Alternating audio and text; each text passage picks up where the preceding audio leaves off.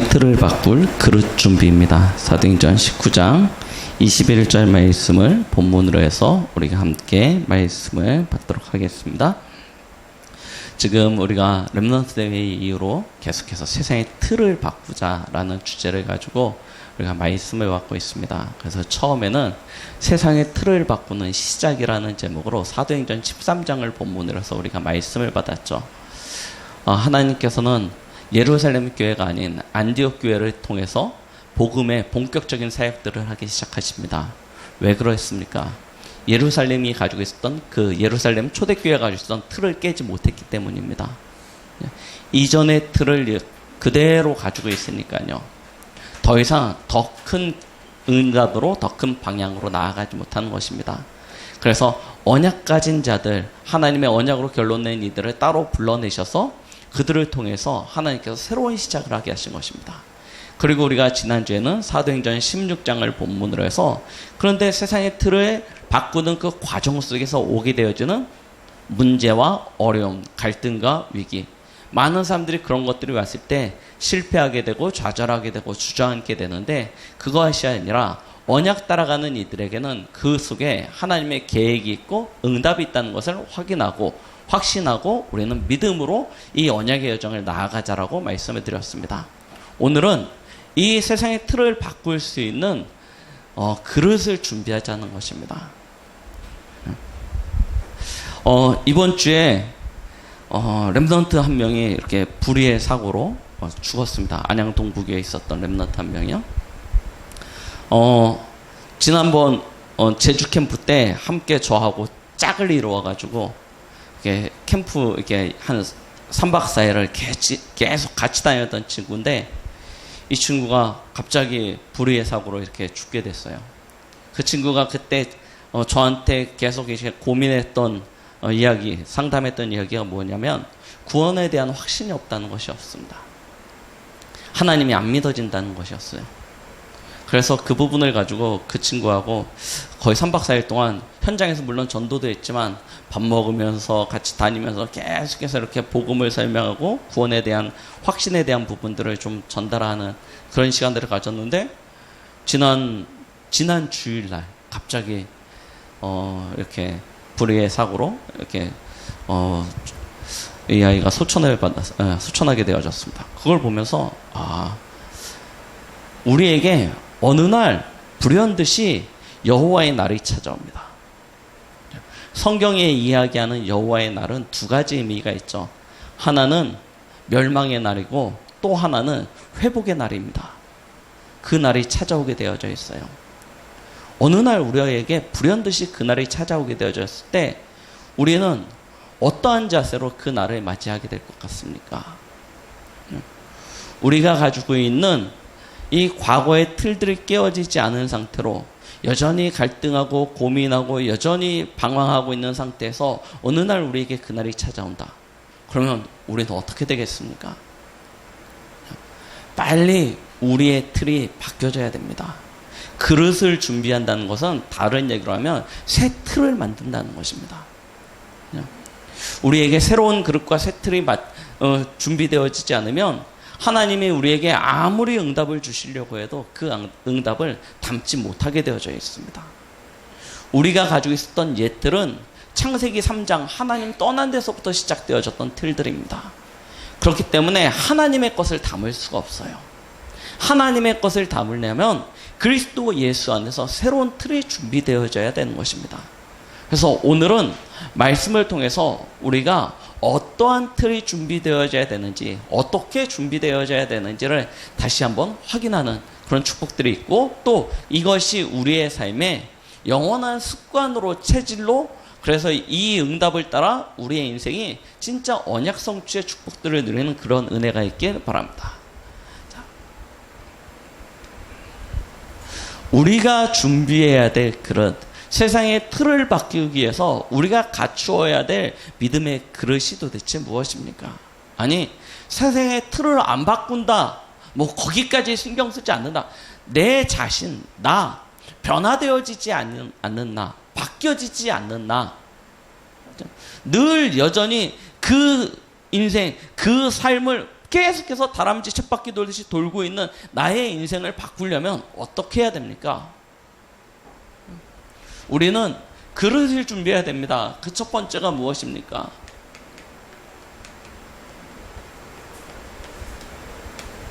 믿음의 그릇입니다. 믿음의 그릇이라는 건 결국 무엇입니까? 바로 하나님이 우리에게 주신 이 언약이 우리 인생에 답이 되어져야 되고 누림이 되어야 되고 결국은 우리 인생의 결론이 되는 것입니다. 하나님이 주신 말씀이 우리 인생의 끝이 되어야 되는 거예요. 자, 그러면 하나님이 우리에게 주신 언약이 도대체 무엇입니까? 이걸 우리는 분명히 해야 되겠죠. 모든 인생은 문제 가운데 살고 있다니까요. 문제 가운데 살고 있는 것이 아니고 이 문제 가운데서 답을 찾고 있습니다.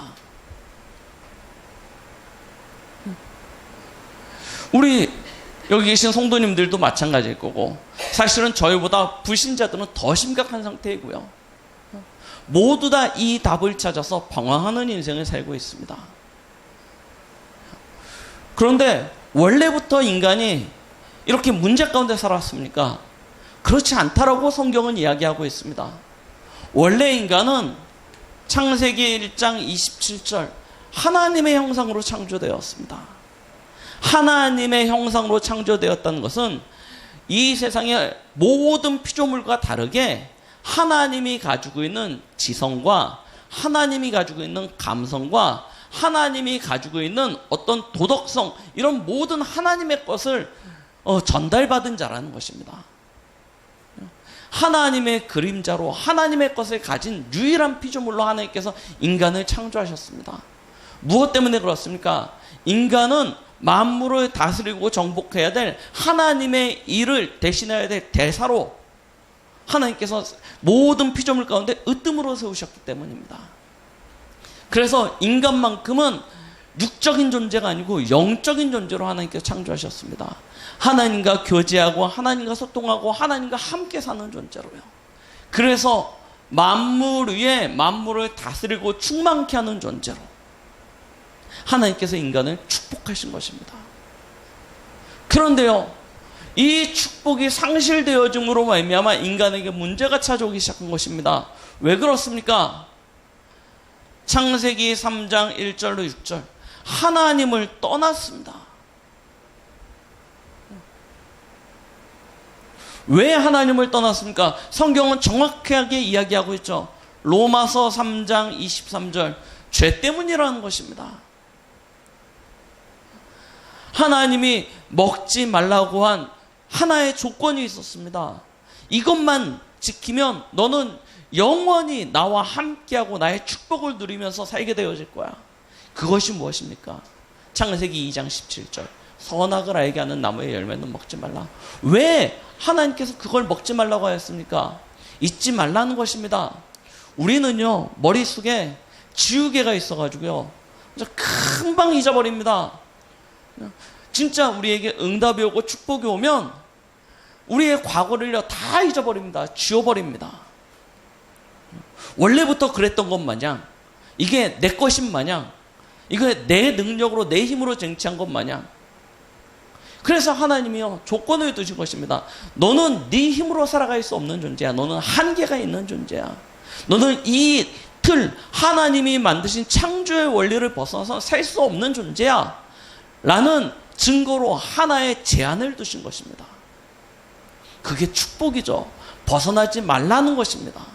벗어나면 죽는다는 것입니다. 그것이 무엇이냐? 창세기 2장 우리가 잘 알고 있는 17절 선악을 알게 하는 나무의 열매는 먹지 말라는 것입니다. 먹는 날에는 정령 죽으리라. 그런데요 먹었어요. 그걸 보고 뭐라고 합니까? 죄라고 얘기합니다. 아담 한 사람의 범죄로 말미암아 모든 사람에게 죄가 들어오고 그 죄로 말미암아 사망이 찾아왔다라고 이야기하고 계십니다. 그렇죠? 의인은 없나니 한 사람도 없다라고 얘기하고 계시죠. 모든 사람이 죄에 빠졌습니다. 그 죄의 결과 즉시 저주가 찾아오고 재앙이 찾아오고 멸망이 찾아오고 죽음이 찾아오게 된 것입니다.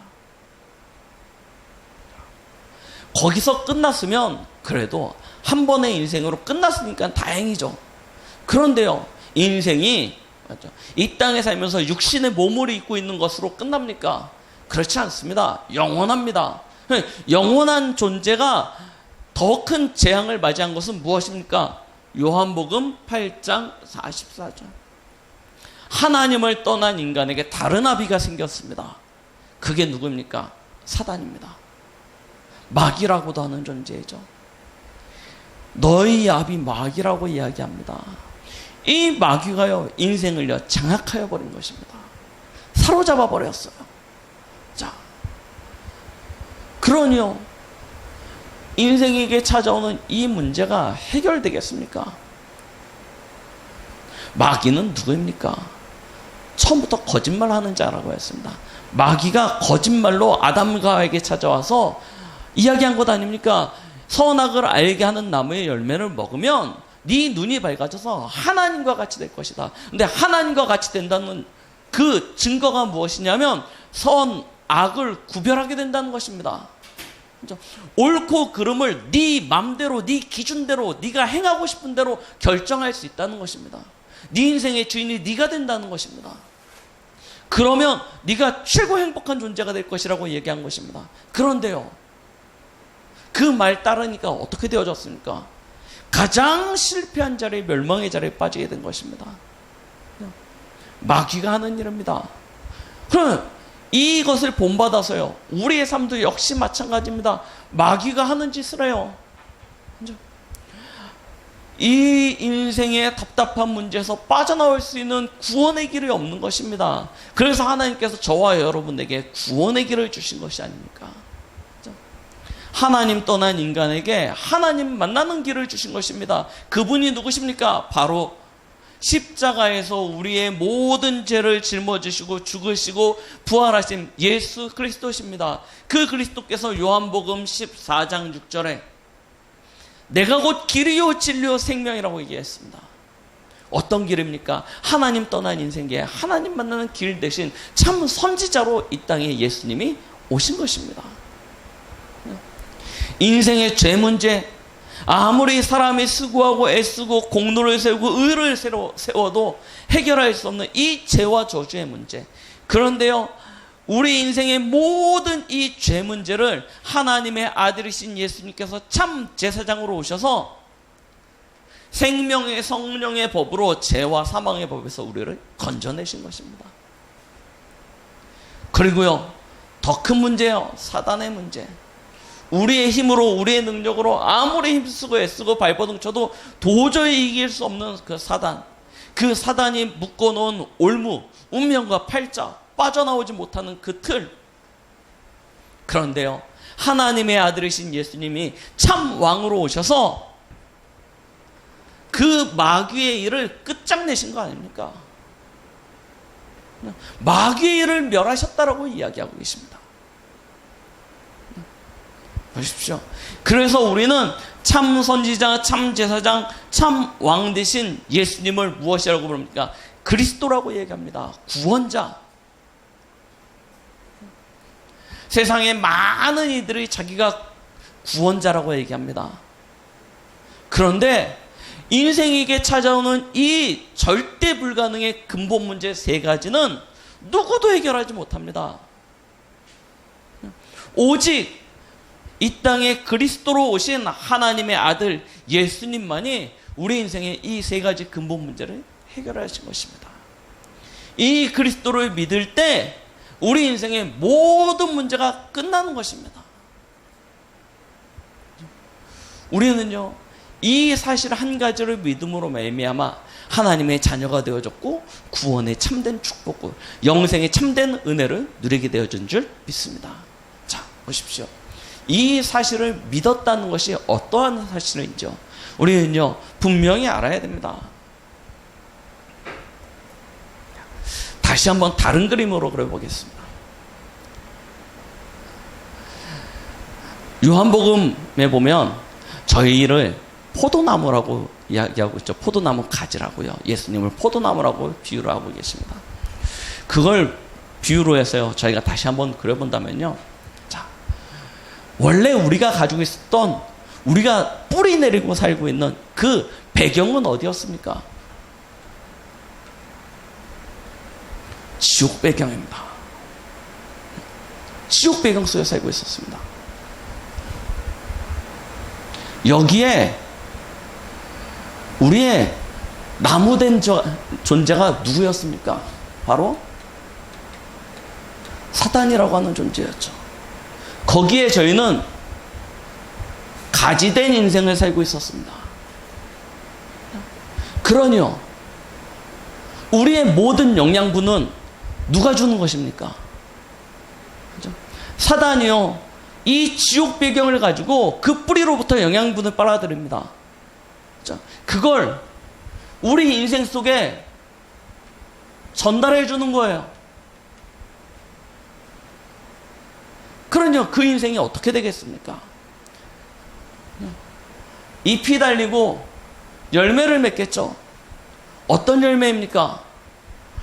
로마서 1장 29절에 31절에 보니까 모든 불이라고 얘기하고 있습니다. 모든 불이요. 수학이라고 얘기하고 있죠. 탐욕입니다. 성경을 보시라니까요, 악의가 가득하다고 얘기했습니다. 그 시기, 살인, 분쟁,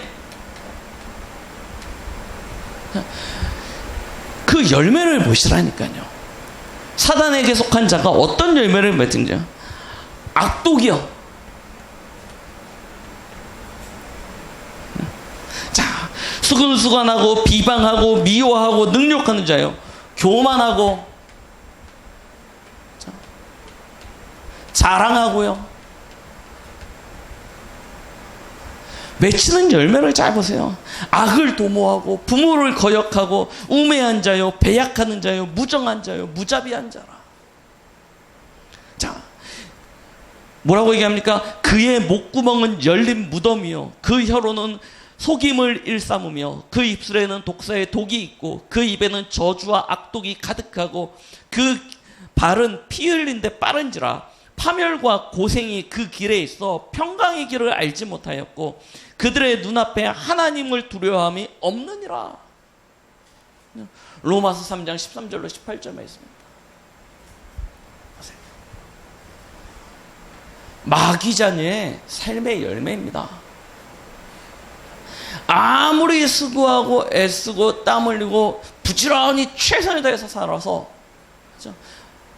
나와 우리 가정과 사람들을 이롭게 해줘야지 하고 아무리 홍익이간 정신으로 해도요, 결국 그 열매는요, 이 틀을 벗어나지 못합니다. 에이, 그렇습니까? 잘 보시라니까요. 제가 자주 말씀드리지 않습니까? 노벨이라는 사람이, 그렇죠? 저 광산에 일하는 그 노동자들의 수고와 아픔을 보면서요, 그냥 어떻게 하면 좀 더 안전하게 폭탄을 만들어서 그들이 이렇게 다치지 않고 땅을 잘 파가지고 이렇게 광물들을 더 캘 수 있을까 고민하고 고민하는 끝에 만들어낸 게 뭡니까? 다이너마이트입니다. 그렇죠? 이걸 노벨이 처음부터 만들 때, 야, 이거 잘 만들어서 우리가 무기로 하면 우리가 나가서 전쟁에서 많은 적군들을 물리치고 싸워서 이기겠지 하고 만들었습니까? 그런 의도가 하나도 없었다니까요. 그런데요, 결국 그 끝은 어떻게 되어집니까? 무수히 많은 생명들의 목숨을 앗아갔습니다. 개발되기 전에 불안전한 그 폭탄을 가지고 광산에서 다쳤던 사람들의 몇천 배 많은 생명이 그가 발견한, 그렇죠? 다이너마이트로 생명을 잃었다니까요. 스티븐 잡스가 스마트폰을 만들어낼 때 내가 이걸 가지고 우리의 다음 세대 청소년들의 마음과 생각을 다 빼앗아가지고 완전 게임 중독에 빠뜨리고 SNS 중독에 빠뜨리고 사람들의 대인관계를 다 단절시키고 그런 계획을 세워가지고 만들었겠습니까? 아니라니까요. 어떻게 하면 좀 더 사람들의 삶을 편안하게 윤택하게 도울 것인가 연구하고 끝에 만들어낸 거 아닙니까? 그런데요, 그 끝이 어떻게 되어집니까? 잘 보세요. 알지도 못하는 사이에 주인된 이의 심부름을 하게 된다니까요. 왜 그렇습니까? 그게 뿌리예요. 그게 발판이고 배경이에요. 이게 하나님 떠난 저와 여러분들의 인생의 모습이었습니다. 그런데요, 그리스도 예수 안에 들어온 저희의 인생의 모습은 어떻게 바뀌었습니까? 여기서 하나님이 저와 여러분들을 말 그대로 우리가 잘 접붙인다라고 얘기하지 않습니까? 여기서요, 마음에 드는 한 가지를 잘라내셨어요. 그게 저와 여러분입니다. 그리고 저와 여러분들을 접붙이신 거예요. 그렇죠? 새로운 땅으로요. 그 땅이 어디입니까? 지옥이 아닙니다. 하나님 나라 아닙니까? 하나님 나라의 배경입니다. 여기로 옮기신 거예요. 자, 이 하나님 나라의 배경 속에 우리의 근원, 우리의 뿌리는 누구로부터 시작되어집니까? 바로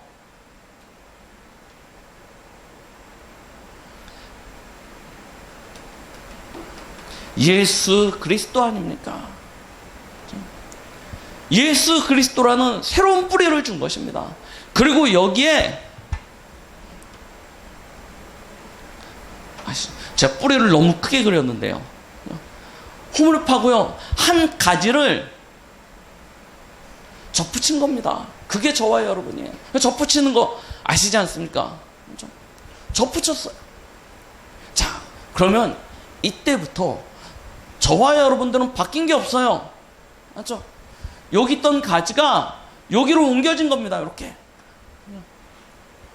옮겨지기만 했어요. 그래서 예수님 믿고 난 우리의 모습이 내 모습 그대로 보면 별 차이가 없어요. 어제 불신자였던 나와 오늘 하나님 자녀된 나의 모습이 별 차이가 없습니다. 내 모습은 똑같아요. 가지일 뿐이에요. 그런데요, 바뀌었어요. 뭐가 바뀌었어요? 배경도 바뀌었고 뿌리도 바뀌었습니다. 그러니요, 올라오는 영양분이 달라요. 이 뿌리가 흡수해서 우리에게 전달해주는 영양분이 다릅니다. 이 영양분을 먹고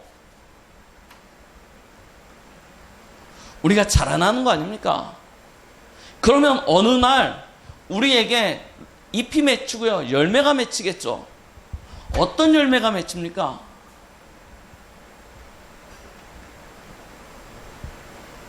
오직 성령의 열매라고 이야기하고 계십니다. 오직 성령의 열매가 무엇입니까? 사랑입니다. 희락입니다. 희락이 무엇입니까? 기쁨 아닙니까? 화평입니다. 늘 분쟁하고 시기하고 질투하고 했던 우리 인생 속에 화평이 찾아오게 되어집니다.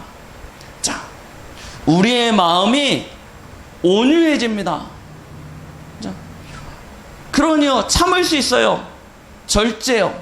그리고 그 기다림의 인내가요, 진짜 참 소망이 있기 때문에 오래 참을 수 있게 되어집니다. 다른 사람을요, 긍휼히 여길 수 있습니다. 자비요. 마음속에 선을 행하고자 하는 마음이 생깁니다. 양선이요. 우리의 삶에요, 진짜 하나님을 위하여 살아가고자 하는 충성이요. 자, 이 성령의 9가지 열매가 맺혀지는 것입니다. 전혀 다른 삶이 되는 것이죠. 그리스도 예수 안에 들어왔다는 것은 우리의 인생이요, 완전 다르게 되어지는 것입니다. 우리의 인생이요, 이 의의 열매, 이 성령의 열매를 맺기 위하여 지금 자라나고 있는 과정에 있다니까요. 내 모습이 별반 이전과 차이가 없다. 나를 집중해서 그렇습니다. 내 모습 보니까요, 나는 차이 없어요. 당연하죠. 예수님 믿었다고 제 키가 한 자가 더해지겠습니까? 제 몸무게가 뭐 10kg가 빠지겠습니까? 그럴 일 전혀 없는 거 아닙니까? 빠진 머리카락이 다시 나. 그럴 일 전혀 없다니까요.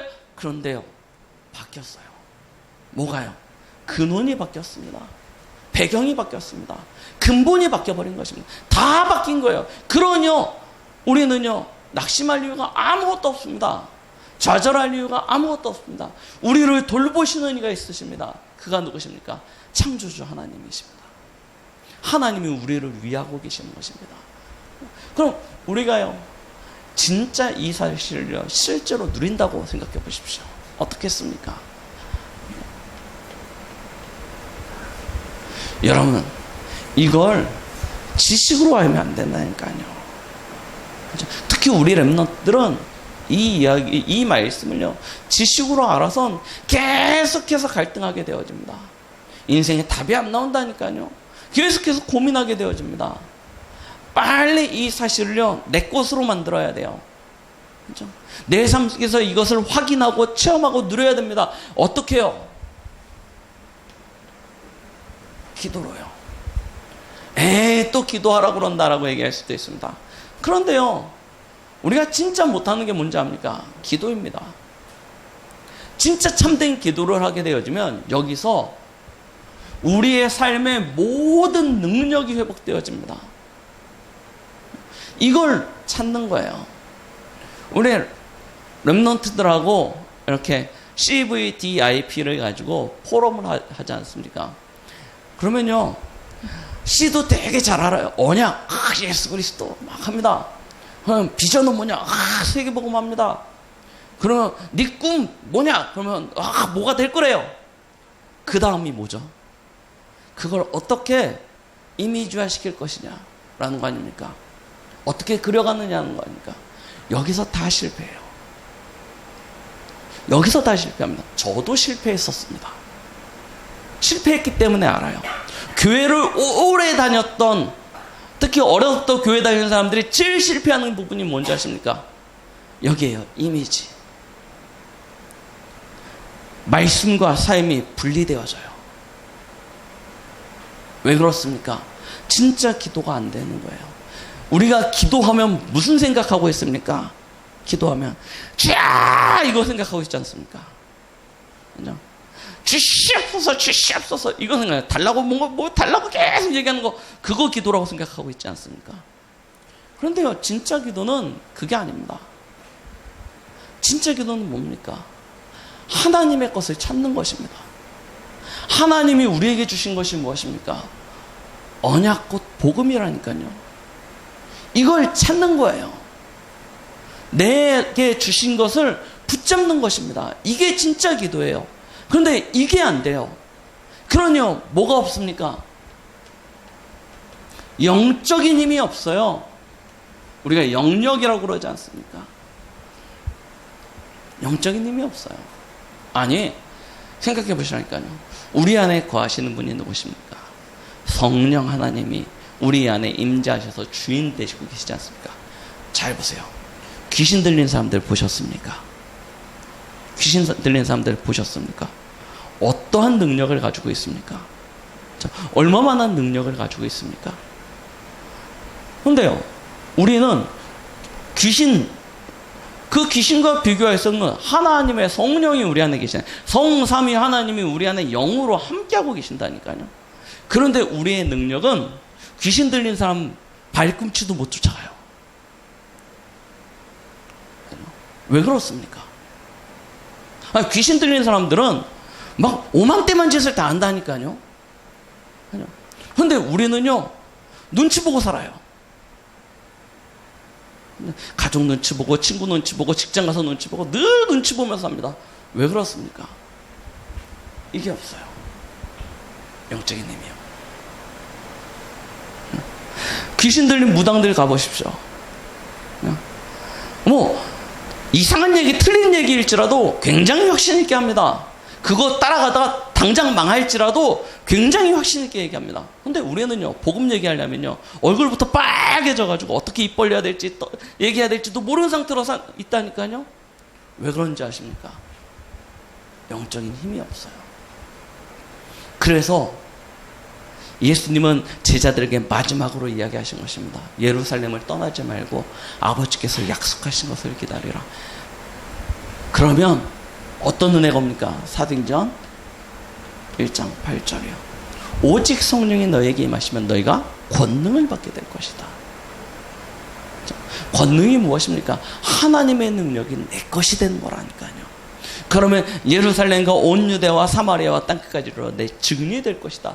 분명히 약속하셨습니다. 우리에게 진짜 참된 기도가 회복되어지면 무엇부터 회복되어지냐면 하나님이 우리에게 예비해 놓으신 영적인 힘부터 회복되어지게 되는 것입니다.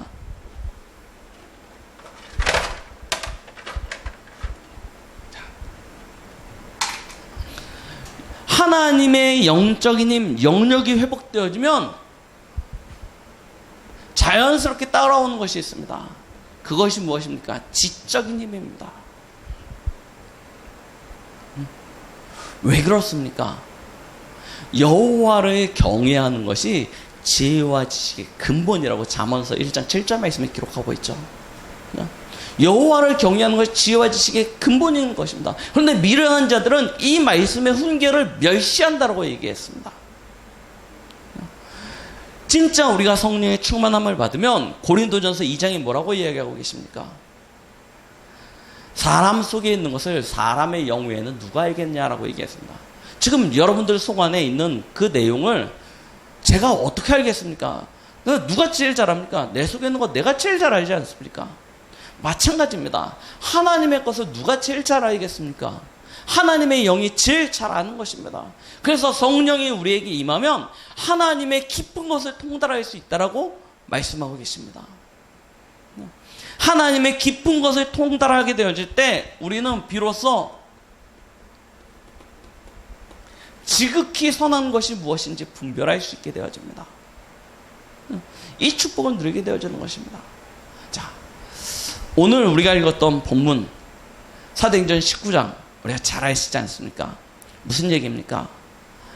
바울팀이 에베소라는 지역에 가서 거기서 2년 동안 제자들을 따로 불러서 말씀 운동을 합니다. 말씀 운동을 했더니 어떤 일이 일어나냐면 그 근동에 있었던 아시아 지역에 있었던 모든 사람들이 다 복음을 받게 되어졌습니다. 그 일로 말미암아 일어난 일이 무엇이냐면 에베소라는 동네는요 그 당시에 가장 발전된 도시 중에 하나였습니다. 이렇게 지금도 유적이 굉장히 아주 가보면 예쁘게 남아있어요. 터키 한번 나중에 기회가 되시면 에베소 가보십시오. 되게 예쁩니다. 큰 포장된 도로가요 그 도시 한가운데를 쫙 가로질러요. 그런데요 그 도시의 양 끝에 뭐가 있냐면 하나는 제우스 신전이 있고 하나는 아데미 신전이 있습니다. 그리고 그 도로 양가로 뭐냐면 큰 두 신전이 있으니까요 그 우상을 섬기는 맞죠? 거기에 쓰이는 모든 물건들을 파는 가게들이 쫙 형성되어져 있어요. 그러니까 상권이 굉장히 발달된 도시였습니다. 상권이 발달되니까 사람들이 많이 모이죠. 자, 그런 동네에 복음이 들어가서 살아나기 시작한 것입니다. 그러니요 사도행전 19장에 어떤 일이 일어납니까? 우상 섬기던 자들이 이 복음을 듣고 회개하고 돌아와서 자신이 섬기던 우상의 형상과 그 앞에 드렸던 경전과 이런 것들을 갖다가 탁 불태워버리는데요 은이 5만이나 되었다고 얘기합니다. 어마어마한 양입니다. 그렇죠? 경제적 가치로 따져도요. 그 일이 있고 난 이후에입니다. 바울이 뭐라고 합니까? 아싸 한 건 했다 이러지 않았다니까요. 아 하나님이 여기서 제대로 역사하셨구나 아 할렐루야 이러지 않았다니까요. 뭐라고 얘기합니까? 예루살렘으로 갔다가 로마도 보아야 하리라 하고. 우리는요 굉장히 단순합니다. 지금 눈앞에 응답이 오면 아싸 응답이다. 잠깐 문제가 오면 아이고 실패했다 이렇게 된다니까요. 그런데 지극히 선한 것이 무엇인지 분별할 수 있는 축복이 오는 것입니다. 요셉은 바로도 기억하지 못하는 꿈을 알아내고 그것을 해석함으로 말미암아 총리가 되어졌습니다. 다니엘은 모든 박사와 술사들보다 10배나 뛰어난 지혜를 받아서 그것을 가지고 바벨론의 4대 왕을 섬기면서 으뜸 총리로 나라를 다스리는 이가 되었습니다. 보십시오. 진짜 하나님의 영으로 충만하여지면 지혜가 오게 되어집니다. 자, 그러면 하나님이 주신 복음도 알고 하나님이 주신 비전도 가졌습니다. 그럼 그것을 이루어야 되죠. 이루려면 필요한 것이 무엇입니까? 체력입니다. 체력입니다. 요한 3서 1장 2절에 뭐라고 했습니까? 내 영이 잘된 같이 범사가 잘되고 강건한다고 분명히 말씀하고 계십니다. 하나님께서는 우리에게 체력을 주십니다. 자, 체력을 얘기할 땐 두 가지로 나눠서 이야기할 수 있죠. 우리의 심적인 부분과 우리의 육적인 부분입니다. 우리의 심적인 부분을 또 두 개로 나누면 마음과 생각 아닙니까? 마음은 감정적인 부분이고요. 생각은 이성적인 부분입니다. 이 두 기관에 무엇이 있어야 되냐면 진짜 참된 안식과 평안과 그리고 그 속에서 여유가 생겨야 되는 것입니다. 그래야 우리는 세상을 살릴 수 있습니다. 하루 24시간 얼마나 바쁘게 돌아갑니까? 주위에 있는 사람들과 일어나는 일들로 말미암아 얼마나 많은 스트레스를 받고 있습니까? 그걸 넘어서는 것만으로도 우리는요 너무너무 힘든 하루를 살아가고 있습니다. 그래서 불신자들은 뭐 하냐면 하루 종일 수고하고 마지막 맥주 한 잔 마시는 것에 참된 희열을 얻고 있습니다. 그냥 일주일 내 수고하고 주말에 나이트클럽 가서 스트레스 푸는 것을 기대하면서 일주일을 지나간다니까요. 우리가 그런 인생을 살아야 되겠습니까? 계속 스트레스 받다가 맞아 하루 마무리할 때 맥주 한 잔 마시면서 막 욕해가면서 그러면서 스트레스 푸는 그런 인생이 돼야 되겠습니까? 아닙니다. 하나님은 우리에게 평안을 주시겠다고 약속하셨습니다. 맞아? 성령을 통해서 우리에게 평안을 주는데 그 평안은 세상에 줄 수 없는 것이라고 얘기했습니다. 맞아? 마음과 생각에 여유가 있어야 됩니다. 그러면서 무엇입니까? 육신입니다. 육신이 강건케 된다는 것은 또 다른 두 가지 의미가 있는 것 같습니다. 첫 번째는 치유입니다. 우리의 육신에 연약함이 있지 않습니까? 치유받아야 되는 거 아닙니까? 그런데 치유되어지지 않는 경우도 있습니다. 무엇 때문입니까? 하나님의 특별한 계획이 있는 경우는 치유하시지 않습니다. 그런데 우리가 성경과 인류의 믿음의 위인들의 역사를 보면요, 하나님이 진짜 크신 일들은 누구를 통해서 하셨냐? 연약한 이들을 통해서 일하셨습니다. 건강한 사람들을 통해서 하신 거 아니고 연약한 이들을 통해서 하나님께서 진짜 중요한 일들을 하셨습니다. 언약 붙잡았는데 진짜 주를 위해서 살아가려고 하는데 몸이 계속 아픕니까? 하나님의 특별한 계획이 있습니다. 그걸 찾으시면 됩니다. 언제 나오냐? 참된 기도 속에서요. 하나님이 우리에게 체력을 더하여 주십니다. 자, 다 있어도 이거 없으면 안 됩니다. 그게 무엇입니까? 쉽게 얘기하면 경제력입니다. 우리가요 진짜 경제응답 받아야 됩니다. 하나님이 주신 경제응답을 받는 방법이 있습니다. 그것이 무엇입니까? 마태복음 6장 19절로 21절 말씀이에요. 두 주인을 섬기지 말라고 했습니다. 우리 안에 두 주인이 있다니까요. 어떤 주인입니까? 하나는 하나님을 주로 고백하면서 또 다른 하나는 돈을 주로 고백합니다. 그렇죠? 그런데 마음의 주로 어디로 쏠리냐면 하나님께로 쏠리는 게 아니고 돈으로 쏠립니다. 하나님은 대충 믿어도 살 것 같은데 돈은 대충 가지고 있으면 안 될 것 같아요.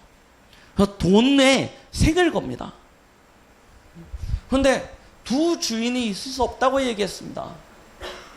그러면 내 마음속에 진짜 주인이 누군가 점검하는 방법이 있습니다. 그것이 무엇입니까? 말라기 3장 7절로 10절 말씀이죠. 무엇입니까? 하나님은 우리에게 올바른 믿음의 고백을 원하십니다. 그게 바로 11조입니다.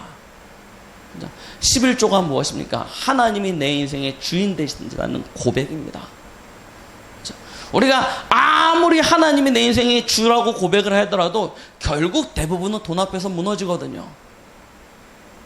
우리 잘 알고 있는 사도행전 4장에 보면 그 쌍묘의 비극, 전에도 말씀드렸죠. 아시지 않습니까? 하지만 결국 손에 돈이 딱 잡혀지면요, 마음이 달라집니다. 그래서 하나님이 우리 인생 속에 진짜 주인이 누군지 확인하시는 것입니다. 그게 무엇이냐면 11조예요. 11조를 뭐라고 얘기하냐면 하나님의 것이라고 이야기하고 계십니다. 대부분의 사람들이 여기서 실패해요. 그런데 진짜 경제응답을 받으려면 이 축복을요, 반드시 헌금회복이요, 가장 중요한 비밀입니다. 자, 그러면 하나님께서 렘넌트들을 위하여, 전도자를 위하여 예비해 놓으신 진짜 숨은 경제를 허락해 주십니다. 이사야 60장 말씀을 읽어보십시오. 일어나라, 빛을 발하라. 그럼 우리 잘 아는 말씀하니까 쭉 읽어보십시오. 하나님이 어떠한 축복을 주시는지요. 진짜 언약 가지고 복음을 위하여 살아가는 이들에게는 열방이 안 겨울 것이라고 얘기했습니다. 은근보화를 가지고 열방이 안 겨울 것이라고 분명히 얘기하셨습니다. 이 축복을요, 우리는 누리는 거예요. 마지막입니다. 인력 아닙니까? 결국 사람이 답입니다. 우리 주위에 누가 있는지를 보면 내가 어떤 사람인지가 알게 되어집니다. 내 주위에 누가 있는지 잘 보십시오. 그럼 오늘의 내가 보이고 미래의 내가 보입니다. 하나님께서 우리에게 중요한 사람들과의 만남에 축복을 주십니다. 이 축복을 우리가 누리는 거예요. 그 중에 가장 중요한 응답이 누구입니까? 제자 아닙니까? 마태복음 28장 18절로 20절에 제자의 축복을 주시는 것입니다. 왜 사업이 하다가 망합니까? 사람 때문 아닙니까? 왜 조금 하다가 무너집니까? 결국 사람 때문이라니까요. 그런데 우리가 진짜 복음 안에서 나아가면요, 하나님께서 이와 같은 사람의 응답을 허락해 주시는 것입니다. 자, 이와 같은 축복을요, 우리가 누리는 것입니다. 이걸 가지고요, 진짜 우리는 오늘의 축복을 누리는 것입니다. 자, 하나님이 주신 언약 안에서 이 축복을요, 우리가 매일 누린다면요, 매일 찾는다면요, 어떤 응답이 옵니까? 아무도 막을 수 없는 응답이 우리에게 주어지는 것입니다. 아무도 할 수 없는 응답이 주어지는 것입니다. 이와 같은 응답이 우리 앞에 놓여져 있다니까요. 잘 보세요. 이 전도팀들이 로마도 보아야 하리라 라는 하나님의 지극히 선한 뜻을 가지고 나아갑니다. 나아가는데요, 계속해서 핍박이 옵니다. 누굽니까? 유대인들이요. 계속해서 핍박합니다. 그러다가요, 결국 어떻게 갑니까? 감옥에 갇힙니다. 로마로 가는 거예요. 감옥 죄수가 돼서요. 가는데요, 이 걸음을 누가 막냐면요, 우리 성경에 나와 있는 대로 큰 태풍입니다. 유라굴로 광풍이요, 그 배를 막아가지고요, 침몰시켜버려요. 그런데 하나님께서 그들을 건져내셔서 어디로 가게 하시냐면 로마로 기어코 들어가게 하십니다. 로마에 들어가서 이 복음을 들어갔더니 로마의 황제가요, 그 권력을 가지고요, 이 복음을요, 계속 막습니다. 자, 보십시오. 막혔습니까? 우리 네로 황제의 이야기 잘 아시지 않습니까? 맞죠? 로마 시내에다 불을 확 질러놓고요, 누구 때문이라고요? 기독교인들이 방화봅니다. 기독교인들을 잡아 죽여라. 별의별 방법으로요, 핍박하고 환난하고 잡아 죽이고요, 별의별 방법으로요, 복음을 막았다니까요. 그런데 막혔습니까? 이 복음이요. 그렇지 않습니다. 아무도 이 복음을 막지 못했습니다. 지난주에도 마지막으로 사도행전 28장 30절로 31절 말씀을 적어드렸는데요, 아무도 못 막는 거예요. 아무도 그만한 사람이 없는 거예요. 그렇죠? 이런, 저와 여러분들이 진짜 이 언약의 여정을 걸어가는데 누가 막을 수 있겠습니까? 아무도 저와 여러분들의 언약 여정을 막을 자가 없습니다. 뭐 하시면 되냐? 실제가 되시라니까요. 믿음이 사실이 되셔야 됩니다. 지식으로 머물면요, 절대 이것은요, 능력이 나타나지 않습니다. 그런데 사실이 되어지면 세상이 감당치 못하는 능력이 우리에게 주어지는 것입니다. 오늘부터요, 뭐 하시면 되냐면 참된 기도를 시작하십시오. 언약이 사실이 되어질 수 있는, 이 언약 속에서 내 인생의 모든 답을 누릴 수 있는 참된 기도를 시작해 보십시오. 중요한 메시지가 나왔는데요. 뭐라고 얘기하셨냐? 우리가 살다가 잘못하거나 실수로 해서 문제가 올 수 있다. 당연한 거 아닙니까? 그렇죠? 그건 당연히 찾아오는 문제예요. 당연한 결과예요. 그렇죠? 사기치다 경찰한테 잡혀서 감옥에 갑니다. 당연한 거 아닙니까? 그렇죠? 그 당연한 거 아닙니까? 거기에는 아무런 이유가 없습니다. 그 결과대로예요. 그런데 우리가 이 말씀, 이 언약 따라가는데 아무 잘못 없는데 어느 날 문제가 찾아와요. 그럴 수 있지 않습니까? 그 속에는 하나님의 길이 있다라고 말씀하셨어요. 우리가요, 그 응답들을 보고 가는 것입니다. 뭐 할 때 찾아지냐? 진짜 기도할 때요. 여기서요, 우리 렘넌트들의 모든 비밀들이 다 나옵니다. 찾아내세요. 이미지화 시킨다는 것이 기도 수첩하는 게 아니라니까요. 오늘 기도 수첩에서 이 말씀 주셨구나, 이거구나, 느낌표 딱 찍고, 이게 아니라니까요. 찾아야 돼요. 그래야 뭐가 됩니까? 작품이 나온다니까요. 매일 이 비밀들을 찾아보십시오. 진짜 세상이 감당치 못하는 리더로 서게 됩니다. 지도자로 서게 됩니다. 마지막으로 기도 제목, 우리 지난주에 말씀드렸죠. 이번 주에 중요한 응답들이 우리 앞에 놓여져 있습니다. 오늘 내일 전교인 순회 캠프 있습니다. 기도해 주세요. 맞죠? 이 전교인 순회 캠프 오늘 내일 있는 것은 사실은 수요일부터 하는 우리 강북 순회 캠프를 놓고 지금 사전, 그러니까 캠프 이전의 캠프를 하는 것이죠. 진짜 D-Day는 이번 주 수요일부터 시작되어지는 강북 순회 캠프 2박 3일의 짧은 일정입니다. 그런데 하나님께서 이때 우리 교회와 여러분들을 위하여 예배해 놓으신 모든 응답들을 다 주실 것입니다. 한 주간 집중하시고요. 전에도 말씀드렸듯이 저희 여기서 모임을 갖는 것이 아니고 저 도봉산 등산로 초입에 보면요, 숲속마을이라고 있습니다. 그 도봉산 등산로 그 입구에 보면 버스 정류장이 있거든요. 버스 정류장 바로 옆에 보면 숲속마을이라는 연수원이 있습니다. 수양원이요. 거기서 전체 모임 및 전체 진행들이 거기서 이루어지니까요. 수요 예배, 그 다음에 새벽 기도, 목요일, 금요일 새벽 기도, 수요 예배는 전부 다 거기서 이루어지게 되어 있습니다. 그래서 예배에 참석하실 분들은 수요일 날 여기 이 교회로 7시까지 오시면 차로 모시고 가도록 하겠고요.